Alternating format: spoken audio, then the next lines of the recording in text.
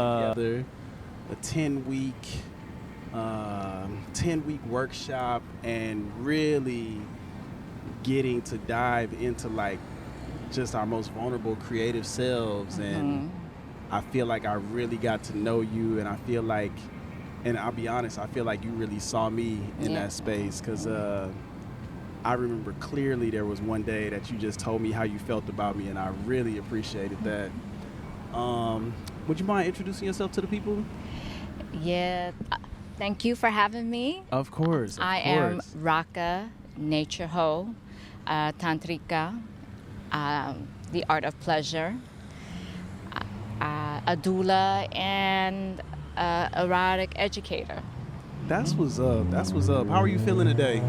I am feeling really blessed. In the sunshine, the clouds are flowing, people are flowing and going, and we're here in the middle. That's what's up. That's what's up. Shoot. I brought you on because, man, I've been wanting to get you on for a minute. But when you reached out and said you wanted to be on the podcast, I thought that was really dope because you do a lot of dope things. And I think the biggest one that stands out to me is that you're an erotic educator. And can you explain what that is exactly? Well, being an erotic educator is just going past that taboo of what people have been really have ingrained since birth. Yeah. And letting go of those taboos, letting go of the shame. But also, you have a duality, a polarity of the sacredness to the erotica, whether it's with self and with other. And then also you have, the B side of where, it is the trust, the naughtiness, the letting go, but still there is the respect factor in all of this. Yeah. That's what's up. And I'm listening to you as you talk, and like I myself, speaking from my own personal experience, have really had a hard time of just letting myself be free sexually, mainly because of I guess my journey of like my sexuality and navigating that, and also having those thoughts in the back of my mind, like just ingrained in my mind of like homosexuality and just what it is, and it just being seen so negative. So it really made it hard for me to sometimes connect with my partners. Yeah, this is something that's very common, and I think that puts a lot of blockages in people because it stems from, like I said, from birth and then onward until especially if you're coming from a religious background in the church, and you are taught to separate your sexuality, your sense of emotion and feeling of that part, and then separating, and then you're just like, no, you need to be holy in another way. But not knowing with tantra, it is tantra is like life force of it encompasses all, and that includes fertility, it includes sexuality, sensuality, but it's the whole thing of like religion. It's like, yes, you're connecting, whether you're in prayer of like to source, to God, and with tantra, it's like the weaving of mind, body, and spirit.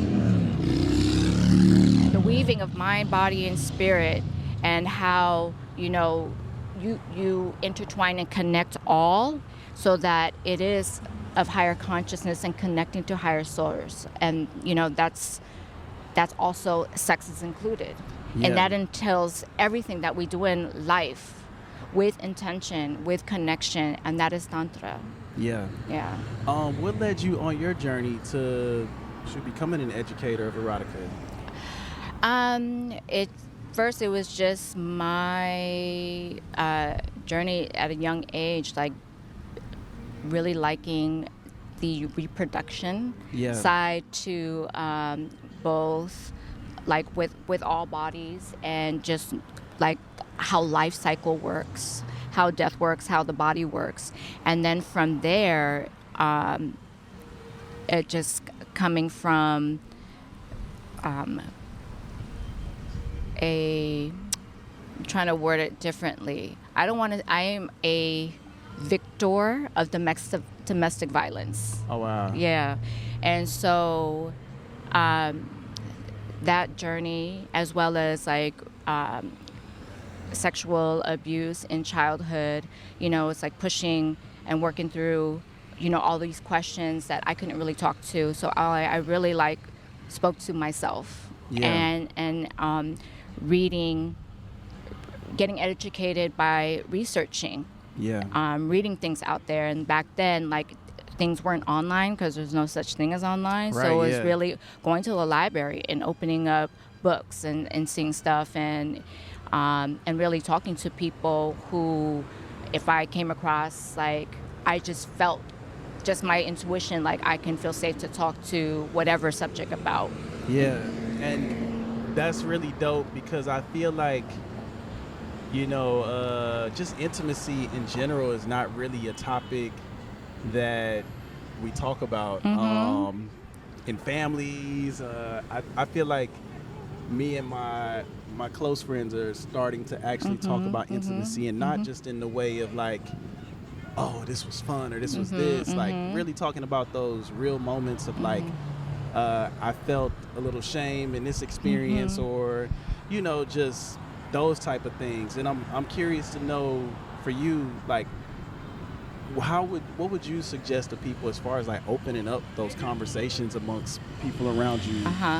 Well, definitely, like, the world definitely needs sexual healing on all levels, and not speaking about physical, but really when getting back to the sense of self, the sense of getting into your body.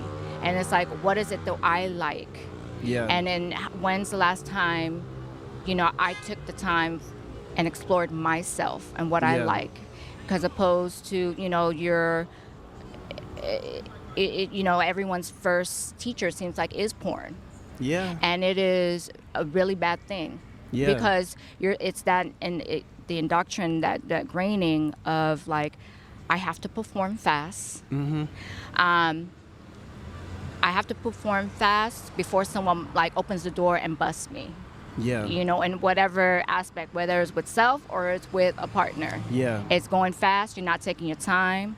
And so I have a thing that I like teach in my workshops is that, it's that taking the time for self. Like we self are sacred temples. You don't rush into a sacred temple. You take your time, you observe, you use your senses, you feel, you touch, you smell.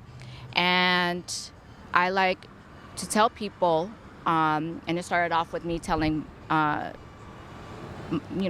I was with, like, I'm not porn. We are not on a 15, and I am not a 30. Okay. And so I started, telling people that in my workshops, and then people was getting it. People were getting it. Yeah, that's beautiful. And you mentioned porn, and I'm curious to know, like, what is your opinion on porn? And I asked that because I've never really been a porn watcher. But I get it. I understand why people watch it, but I also understand how it can taint your thoughts of what sex is supposed to be or how it's supposed to be. One, I'm not knocking anyone's craft that does that. But if we're wanting the connection in porn, there is no connection. They are acting, they are actors, they are actresses, and they're performing for the people. Period. And so with porn, of course, it's teaching you like how to do this, how to do that. But they have a time limit too. So that's great. Sometimes you don't see them on a 15 or a 30 because they only goes to a 2 minute to a 5 minute. Right. No, you are absolutely right. And and so this is where our teachers like, okay, let me hurry up and see this and bust one, because this is just a 5-minute or 2-minute situation. So when you're doing your thing, this is all about hurrying up. Yeah. And you feel you don't think of it, but you're operating like you are like you're putting a coin in you, and you're pressing a button. You better clap your hands and perform. Yeah. And do something. And when you get with a partner, there's no connection. You just you just go to. Yeah.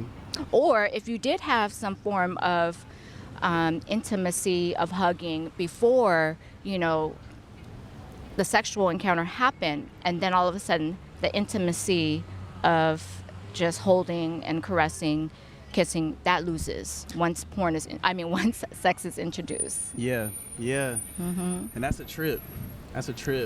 Something that, and I don't think I've ever been this vulnerable, because I've never really been open about sex on this podcast. But something I've experienced in my journey is, I think I used to see sex as such a dirty thing that when I would be with a partner that, and we'll just say intimacy in general, but when I was with a partner that I was very attracted to or I cared about, it almost made it hard to perform with that partner. And I guess my question in reference to that is how do we get over the shame and normalize I guess that anxiety of performing? It really, when it comes down to how to get over the shame, it's not going to happen overnight, and it's not going to happen in a few months, really, because it's just that unpeeling the layers of being comfortable and then stepping into your power of self and speaking up for yourself. Yeah. And so advocating for yourself. Yeah. And advocating for yourself as far as what you want and not, and I know it's so cliche, it's just don't worry about what people think, but it's in hindsight, people do judge. Yeah, of course. On social media, whether it's you posting a picture, you're posting, something that came out sloppy, when you cook something, you were constantly judged. Yeah. And so, and it's really about really getting in that empowerment of myself. Yeah. And it's knowing, really exploring. Yeah. And going beyond what is people talking about, because of course this was said to me too, and it was never explained. They're oh, if you're doing this, you're sinning. You're doing that, you're sinning. You're having these thoughts, it's you're lusting and you're sinning. And because I had a child at a young age, I was 18, but still in some eyes it was really, really young. And in even going to doctor visits, I would have nurses, even though it was so illegal to do, but a lot of them preaching to me about how I sinned, to ask for forgiveness. And they would be praying over me, and it was it was the whole talk about shame. Wow. Yeah. Wow. Something that just popped in my head right now is, how do you see us as partners creating safety for our partners and for ourselves? Really, it comes down to communication. And really, it's really, really important, communicating on especially knowing what is it that you want. Yeah. What do they want? Because if they're just oh, I'm just going with the flow, let's have a good time, you have to be in your power to be okay, I'm going with the flow, to have a good time too. But don't be disappointed and set yourself up if there's no sacred connection. Yeah. Because many times, a lot of people don't know what love is. Yeah. And if they did encounter some love or said it or did it, whatever it may be, most likely they were loved wrong. And if they are saying they're emotionally unavailable, they, you know, are just gonna like focus on self, it means that they were shown love wrong. Yeah. And when love comes along, when nicety comes along, then another thing that comes into play is self-worth. Yeah. I don't know if I feel worthy of this love, Yeah. because all my life I've been taught to be ashamed. Mm-hmm. I've been instilled of instilling fear in me. Yeah. Right? And so it's like circling back, doing your exploration of self, of just information that is out there, and really gathering with connecting with people that like have that understanding too. And not, you know, it's like, because if you're like a free butterfly spirit, and you know, and you coming into a place where it's like, oh no, we don't do this, we don't do that, and we don't do that, then not knocking it, then that is not your circle. I agree with that. And something you mentioned in that was communication. And I think communication is such a key. I'm starting to find that sometimes you have to ask people, like, what is the value of sex to them? Because some people use it as a way to cope. Absolutely. And that's where the whole the communicating thing comes along, of like, well, listen, like, if we're gonna, you know, have it, either if it's during or it's before or it's after, and it's like, look, I'm not porn. You need to take, you know, I'm not a 15, I'm not a 30. You need to take your, you know, like, I want you to take your time with me. Yeah. And this is just speaking up your needs. Yeah. And then it goes into, you know, you need to communicate and tell what is it you like. Yeah. Because we expect people to be mind readers. Because in porn, you know, oh, they doing everything. You know, oh, there's no communication. There's no, it's just noise. Yeah. Yeah. What would you consider, I guess, and I don't want to use the word normal, but what would be like I guess if we were to heal ourselves in that space, what would be like an average time? And I guess the time doesn't matter, but just like taking your time, what does that even look like? If that makes sense. Does that make sense? Taking your time, like with self and exploring, like that sexual healing. Yeah. Well, one, you can enroll into. Exactly. Give it to him.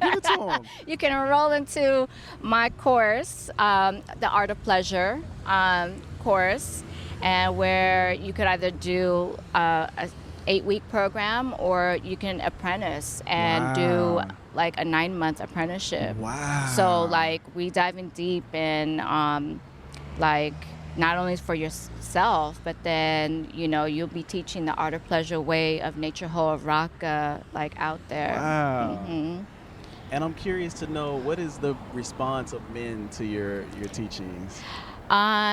Is respect. Okay. Yeah, it's respect, because like I have a lot of different communities, and that's what led me to, you know, not only work with women, but then there's men coming to me as well. Yeah. And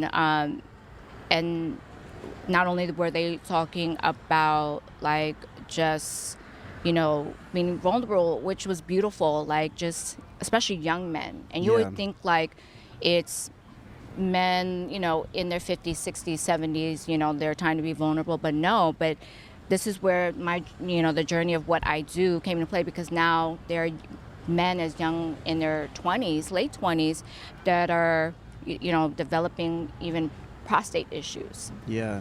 And like reproduction stuff, and even impotency at being impotent in their 20s. Yeah. And no one would ever think that. Yeah. But it's just because of the way of life, of the diet, of stress. I mean, we are under so much stress. Yes. And and that, and it's affecting, their relationships, and of course their self-worth.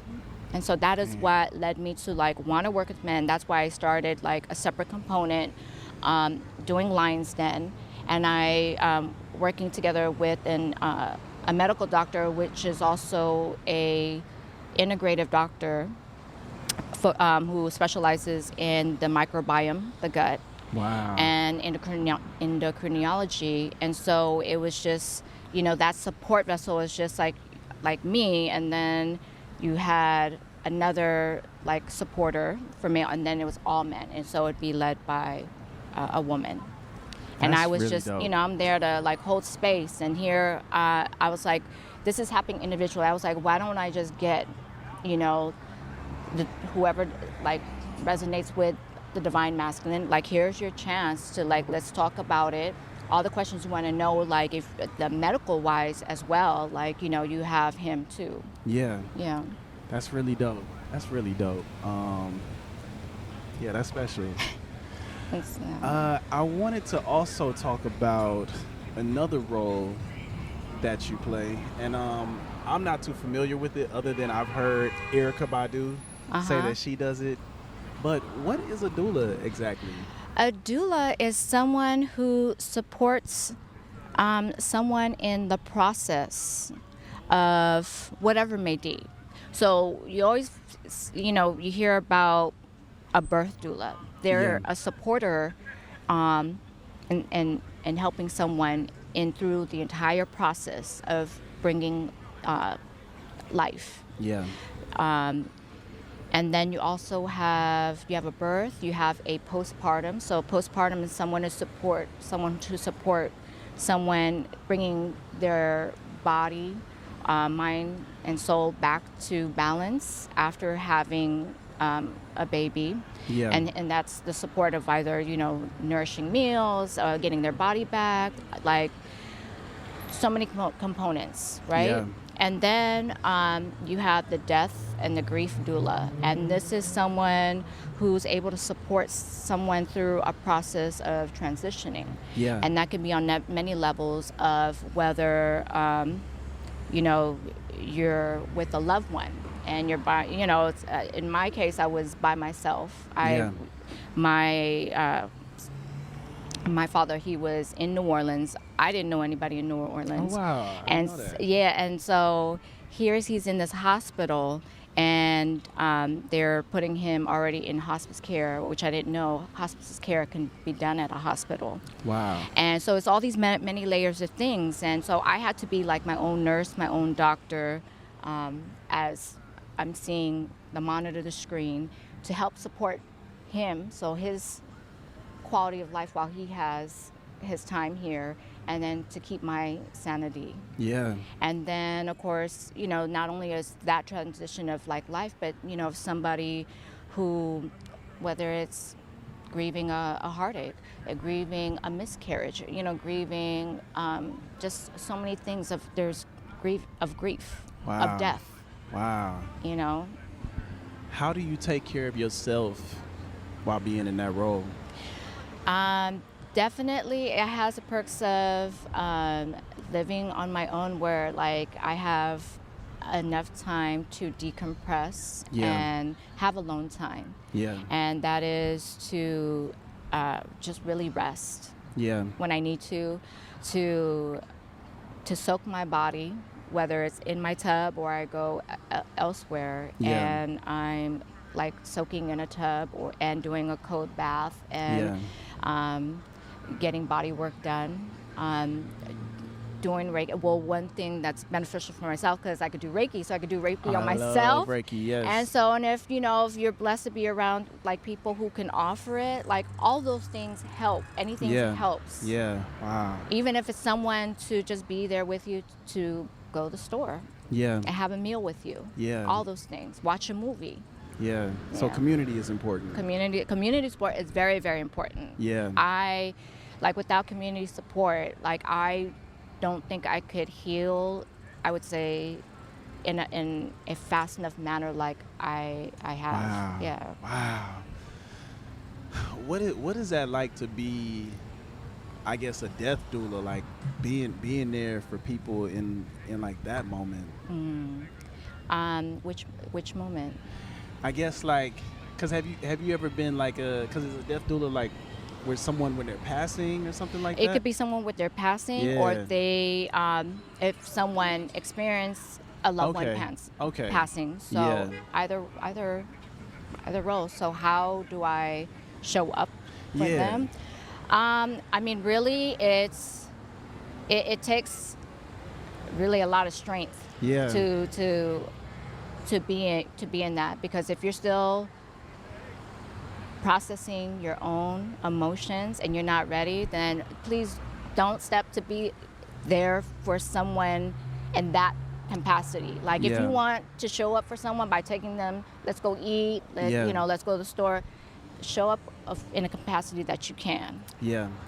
And there's different ways of holding space for someone as a grief or a death doula. Yeah. So I mean, it's the same thing. Yeah. Yeah. Where do you find strength?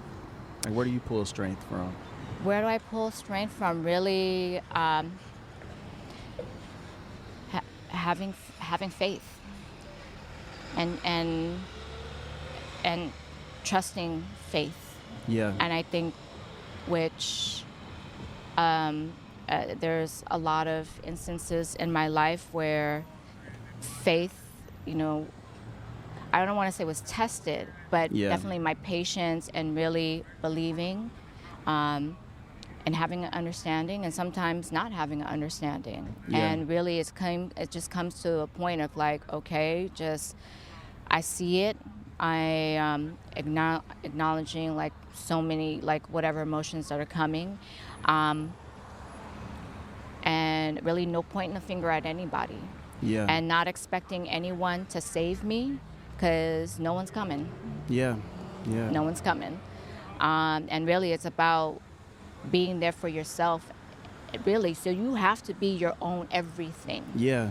And it's beautiful when there's other people, your community, that are behind you and they can lift you. But really you have to stand strong. Yeah. Because talking from anyone who's in jail, just got out of jail, in the hospital, whatever it may be, is that everyone will say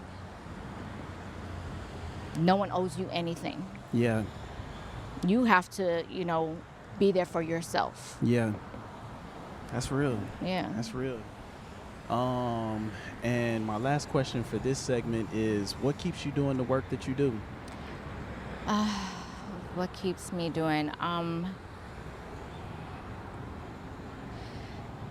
Knowing that I can be someone's comfort, to be really like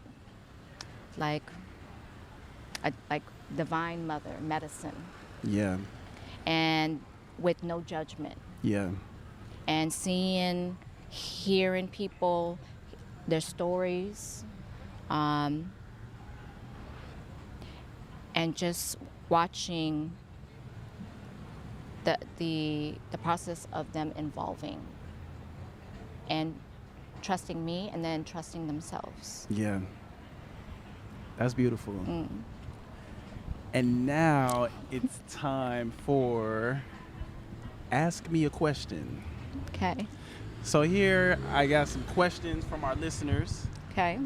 And I will start with my first question from Mijin, which she mentioned that she got a bracelet from you, and I got one as well, and I'm so hurt that I lost that bracelet in Mexico. When I went to Mexico with Angie and Amanda. Sorry, Okay. Angie and Amanda. Okay. It fell off when I got hit by a wave, and that shit hurt. But Mijin wanted to know, what is your intentionality when making your bracelets? See, for any jewelry that I do, whether it's the bracelets, whether it's the waist beads, ankles, necklace, it's all really, I channel in the individual that I make, and I think that's why I custom make, because I tried doing making 10 of the same things, 5 of the same things, and I was like, I cannot do that to to whoever comes to support me. That's real. Because everyone has a one of a kind. You may have similar beads, but everyone has a one of a kind. And I'm channeling in whatever is needed for anyone at that moment in time. Because nothing is forever. And so when you losing that bracelet and I spoke intention, and then I asked, everyone before you put it on, you speak yours. So if you lose, you lost that piece, that meant that it served its purpose for you, and onto a new one. Yeah. I believe that. Yeah. That's real. So some of these questions might stay anonymous. Okay. Because some of the people ask for their names not to be given. Okay. But the first question is, what is one tip that you have for a single person and one tip that you have for couples in relation to eroticism? Okay. As far as is it exploring the sense of self? It was very general. Okay. Let's see. Well, if you would like to come to Soul to Soul, hey, please come to Soul to Soul, and we dive into that where you're doing. It's an immersive experience where you're taking yourself out. So this is the artist way thing too, is taking yourself or on a date, or going with a beloved, or you're coming with friends, and so this, what I would say, and I guess the connection of self with sex. So is it with sacred self or just sex? It just said one tip for singles and one tip for couples. Well, you have two different dualities. Yeah. So with me, do you want to go side A? Do you want to go side B? But I think we always go to side B first. So I would start with the sacred of connection of self. And so the tip of connecting with sacred self, number one is, where are you at within your power? And with your self-worth. Yeah. And then from there, with the sacred self, then I would say to further explore more of yourself. And that could be with touch. That could be also, what is it that you like? What is it you like to eat? How, do you want to go fast when you eat? Do you want to go slow? Do you want to go with Raka's Nature Holds method of I am not a 15 and I am not a 30? You need that on a t-shirt.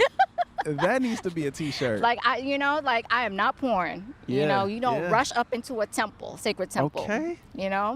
So that's with my thing with before we go to, anybody, because we do all that with porn and everything else, and being trained to be on a 15 and a 30. Yeah. Everyone is just just going, but not having connection with self first. Yeah. And then if two individuals have connection with self and, just the exploration and the communicating with self and the love, the self-worth, all of that. And then when you come in with somebody, you'll know because not everybody wants to go deep with you. Right, yeah. Everybody just wants the safe and let's just do this and we separate. They don't want to talk about things. Yeah. They don't want to look in people's eyes. Yeah. And that's the thing with sacred self. Can you look at yourself in the mirror? Or do you shy away? Can you look at your body naked in the mirror? And if you can't do all those things, then right now it's not a time to have sacred connection. You need to work on with self. Woo. Raka, you speaking right now. You speaking right now, for real. So. Okay. The second question was, do you find discrimination being a doula and an erotic educator of color?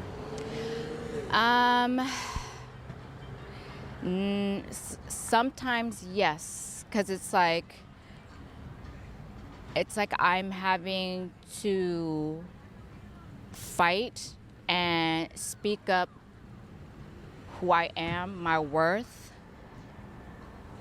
for like, this is my ancestral practice. Yes. And you still want me to prove myself to you.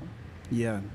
And so, yeah, it's sometimes that this journey has been very disappointing, and especially now, like, there's a whole bunch of healers, coming out. Like, since pandemic, everyone now is a healer. Everyone is a yogi. Everyone's a guru. And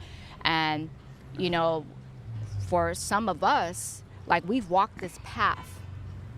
And and it's in our DNA to do some certain stuff. Because sometimes we do things, we don't know how we did it, what it came, because it's in the DNA. Yeah. And no one can replicate that. Damn. But we just get certified, but because this is a Western thing. Mm-hmm. So, like, for instance, like, if we had to go back to, like, our ancestors and ask them, or, wasn't no certification. No, so, it's asking them, like, oh, really? Oh, you think you know how to make this? You make that?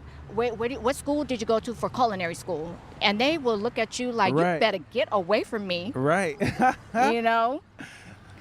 That's hilarious, but so true. Mm-hmm. Damn. But, in truth, it's like I feel you still continue to do research and keep yourself educated in everything. But, yeah, there's a lot of discrimination. Now, I really have to, like, fight hard, and it's really sad. I have to have fellow sisters that are white to speak on my behalf so that I could be heard and seen sometimes. That's crazy. Mm-hmm. That's crazy. I don't know if we asked this during the episode, but what is the most rewarding thing about being a doula? The most rewarding thing about being a doula, it's just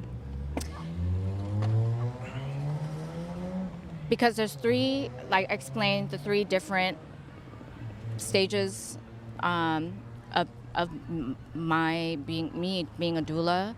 And so with the birth, with post-birth and death, I think it all circles back into how do you gather and you pick yourself up? Yeah. After a hard situation. Mm-hmm. Because birth is not easy. And, dealing with something that's happening in your body is not easy. After a birth is not easy. And, the end of life is not easy. Yeah. So it's really about how do you pick yourself up after this? What tools, what resources, how are you communicating? How are you empowering yourself? All those things. So it comes back in a full circle. Yeah. Which goes back to Tantra, goes back to sacred self, sacred connection. That's real. Yeah. And my last question is, my last statement is, do you have any tips for overcoming sexual trauma? Tips for overcoming really is about don't have expectation of the time it takes you to heal, because everyone's journey is different.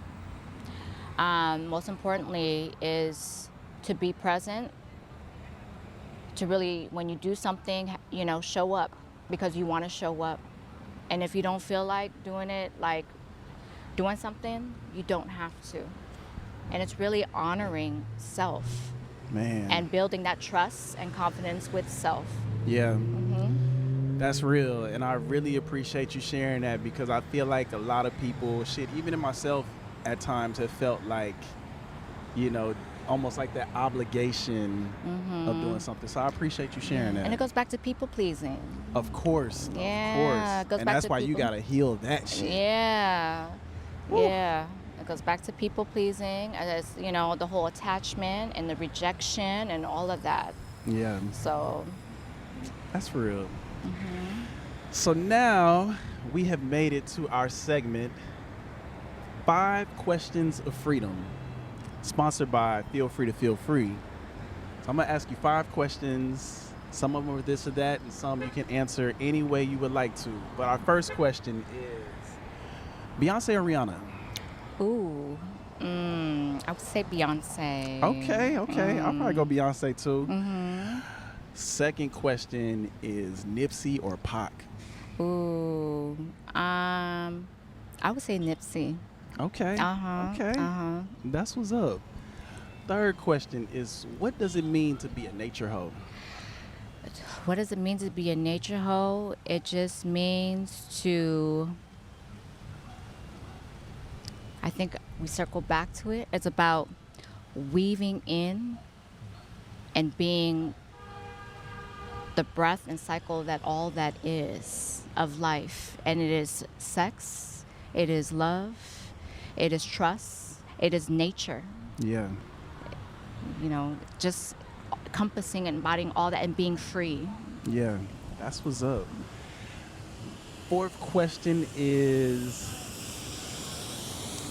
what is one piece of advice that you would give to your younger self?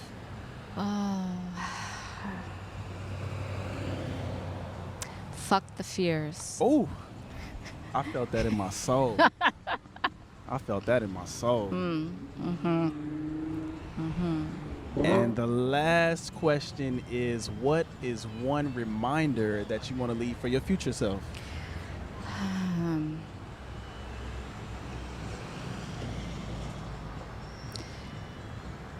Continue the life of truth, of empowerment, of sensuality, of sexuality, and feeling that all there is, and being with one that all there is, and being free.